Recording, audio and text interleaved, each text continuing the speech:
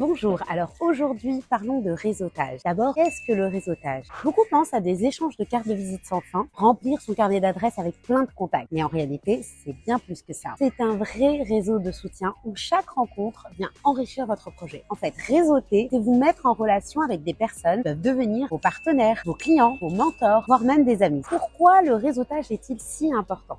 Parce qu'on avance mieux quand on est bien entouré. Réussir tout seul, ça paraît tout de suite beaucoup plus compliqué. Surtout dans le monde de l'entrepreneuriat, c'est hyper important. Alors comment et de quelle manière on s'y prend? La première des choses, c'est de rester vous-même. Que ce soit à l'occasion d'une rencontre physique pendant un événement ou bien une rencontre en ligne, la seule chose importante que vous devez retenir, c'est d'avoir un vrai échange constructif. Allez vers les personnes que vous ne connaissez pas, posez-leur des questions ouvertes, intéressez-vous à eux, écoutez-les attentivement et partagez vous aussi vos expériences. C'est comme ça que vous allez créer un lien qui ira au-delà du côté pro, un vrai lien humain. Ne multipliez surtout pas les rencontres par-ci par-là, par exemple quand vous êtes dans un networking, mais privilégiez plutôt la qualité de vos échanges plutôt que la quantité. Ensuite, pensez à ce que vous pouvez apporter à l'autre avant de penser à ce que vous pourriez obtenir. Ok, je m'explique. Il y a des personnes, lorsqu'on leur parle de participer à un réseau d'affaires, ils se mettent tout de suite à l'idée d'avoir un maximum de contacts, d'opportunités ou même de leads. Si vous rentrez dans un réseau avec l'idée de rafler un maximum de contacts pour voir ce que ça peut vous rapporter,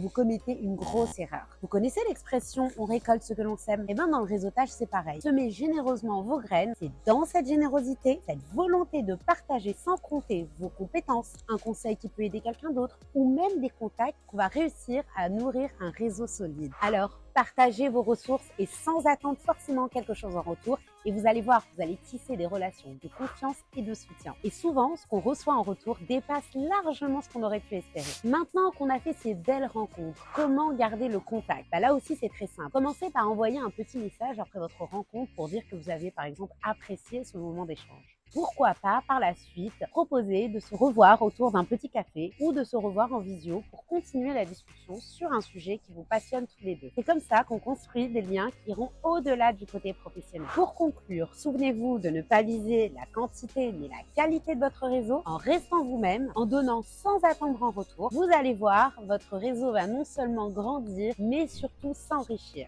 Voilà, on arrive à la fin de cette vidéo. Hâte de voir comment vous allez utiliser mes conseils dans votre façon de réseauter. N'hésitez pas à nous partager vos histoires, vos expériences ou peut-être même vos astuces. On est là pour apprendre les uns des autres. En attendant, prenez soin de vous et je vous dis à très bientôt chez EasyLearn.